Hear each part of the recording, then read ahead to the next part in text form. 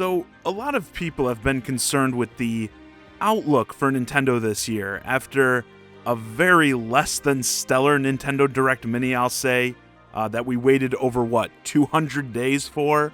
Morale is kinda low on the Nintendo fan side of things in gaming these days. The release lineup so far has been pretty weak this year overall, with the next big game, Xenoblade Chronicles Definitive Edition, not coming until the end of next month. And after that, who even really knows? It is starting to look like 2020 may be a bad year for the Big N, but can they salvage it? That's what I want to talk about today. I'd like to start, interestingly enough, with how well they're doing financially right now. Stocks, as you're all probably aware, haven't been doing so hot. Many are down to some of their lowest points in years, but while many are reaching some of their lowest lows, Nintendo is actually reaching new heights. Yesterday, the stock actually hit its highest point in the past year, the past 52-week period. As you can see, like many others, the quarantines and that had a negative effect on them at first, and then they just shot up. And there are really two major factors, I think, driving that. Number one, the release of Animal Crossing New Horizons.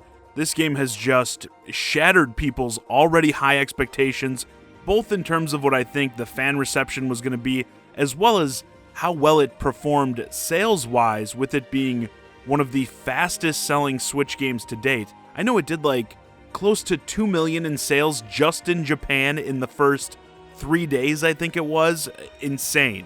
That's one where I can't wait till we see some solid numbers for the sales because, yeah, I think it's going to be out of control. But also, of course, with people stuck inside, gaming in general has a high demand. Nintendo's actually been struggling to keep the Switch in stock, and on the secondary market, I've seen these things going up to as much as $500 on eBay, which that may suck for people wanting to buy one, but it does demonstrate high demand is certainly there, which is exactly the type of thing shareholders like to hear. And in combination with those things, I think the Switch right now is by far the most attractive system out there. When you consider the PlayStation and Xbox camps, I feel they're both sort of in this limbo state where it's like most people already have one if they want one, and even if they don't yet, if you're someone, say, who's interested in buying one, you're probably at this point just going to wait for the new consoles to come out later this year. At least hear more about what the new systems are going to be like in terms of the price and launch lineup before you make that sort of decision. So I think Nintendo is really in a prime position right now to make some big plays. If they can capitalize on this situation, maintain this high level of demand, they could go on to have a stellar year. We recently, like I mentioned, had that Nintendo Direct Mini, and needless to say, people weren't really thrilled with what the Big N had to show. Nothing really in terms of major new announcements. We do have Xenoblade Chronicles coming, like I said, but let's be honest. A game like that is not going to maintain the hype we're getting coming off of Animal Crossing, okay? We need some more heavy hitters out there. We have also gotten a few other announcements since then. I know Crysis is getting a remaster that's going to be on Switch. I think that could be pretty cool. Jump Force, everyone's absolute favorite anime fighting game, announced that it's going to be coming to the Switch. And this one's going to really push the system, as it has listed it will run at up to 30 frames per second. That's going to be a visual masterpiece, I'm sure. So yeah, still not anything that's going to generate a lot of buzz. They've got a lot of work to do. The first thing, obviously, they need to do is get more systems out there first. This is Paramount. You can't sell systems if you don't have any to sell.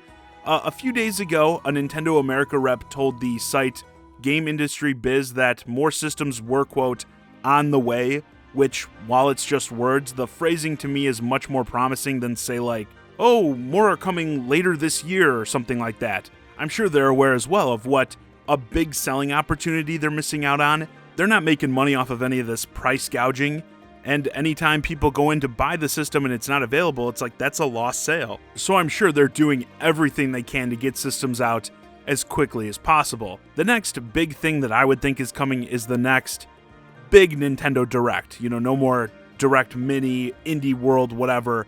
The next big Nintendo Direct, which I'm assuming is still going to happen around what would have been E3 time, early summer. And like I mentioned, after the longest wait we've ever had between Nintendo Directs, the last one we got hardly set the world on fire. So they need some big stuff to drop on us with this next one. just like with the mini direct, I expect us to still be dealing with this COVID stuff when the next one comes out, so they may be worried about having to change things down the line. But at this point, the people need something, and something, again, big. Obviously, the two big games coming from Nintendo that we know about are Metroid Prime 4 and Breath of the Wild 2. I would go as far to say one of those games absolutely needs to be in the next Nintendo Direct. I wouldn't even go as far to say they absolutely need to be a 2020 release. They could be farther off. It could be something that spills into 2021. I could see Breath of the Wild coming out around the 4-year anniversary of the original, so March 2021, I could see that happening. But they have to understand people are salivating for stuff to be excited about. And both of these games have been hovering over the fan base like a cloud for a while. My money would say the best bet here would be Breath of the Wild 2. While Prime 4 was announced a long time ago, we know they fully restarted development from square one a while back, and Breath of the Wild 2 will be able to more so be built on the groundwork laid in the original. So I don't think they need as much time to put that game all together, and either one of these franchises are big enough where I don't even think you need to show that much to get people going nuts. I mean, even just a snippet of gameplay, like if we get to see Link running around a rebuilt Hyrule or something, yeah, I think people would be engaged in that. There's also been this rumor floating around that many of you likely have heard about with these Mario remasters. A bunch of older games like possibly 64 Sunshine and Galaxy 1 and 2 are getting remasters, 3D World is supposed to get ported, and we may even be getting a new Paper Mario game. Again, this isn't confirmed, but heavily rumored, I would say. And I do think some kind of wild Mario blowout would be a phenomenal way to get a bunch more games out onto the Switch this year without as much work. A 3D World, they'll probably charge a full $60 price tag for it, and it'll sell amazingly just like Super Mario Bros. U did, and I'll be pissed about it. A new Paper Mario, if it's good, is of course welcome. In terms of the older games, I think the Galaxy games with just minor upgrades, a fresh coat of paint would look fantastic on the Switch in HD. When you go further back though, like Sunshine, most definitely Mario 64, I think you need a lot more work to make those games seem exciting. They'd need to do more of a remake style, complete visual overhaul for those. Unless, of course, there's another option with the older games. They use them to kick off bringing N64 and or GameCube games to Nintendo's online service. I think that's definitely a route they could go with this as well. I'd rather see like a Mario 64 especially in the quality of Odyssey, not necessarily the same art style, just looking as good as Odyssey. I think that would probably be a Game of the Year contender for me. But to announce and start having N64 and GameCube games rolling onto the online service, I think that would get people pretty hyped as well. That's an easy way to get more games onto the Switch. I mean, we got people modding their Switch in their mother's basements, loading them up with 64 games in that right now, so you can't tell me it would be a struggle for Nintendo to do this for us. Personally, in terms of other games, I'd really like to see something that takes more advantage of the online while I'm on the subject. I feel like there's been very little incentive to stay subscribed to the service lately. I don't know if it's time yet for like a Splatoon 3. Personally, I'd welcome that all day, but yeah, something more multiplayer I think would be nice as well. And there are certainly other games that have been in the works for a while that we know about. Shin Megami Tensei 5.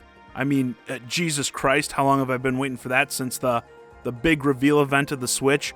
A Pikmin, whether it be, I think a lot of people are starting to think Pikmin 3 might come over to the Switch as a port from the Wii U, but Pikmin 4, that game was supposedly done, or almost done, like years ago.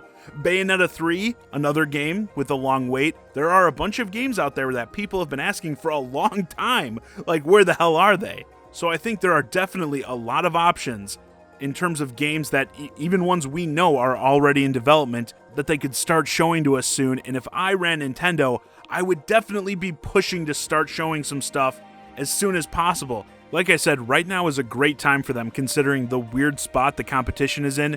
But once we start hearing more about the next gen of systems, the PlayStation 5, the Xbox One X, when we start hearing about the launch game lineups, the price, all the different bells and whistles, features, backwards compatibility, all that stuff, things are immediately going to get tougher for Nintendo. And while they may actually be doing well right now, when you consider what the future looks like, at least in terms of what we know about, things don't look as good.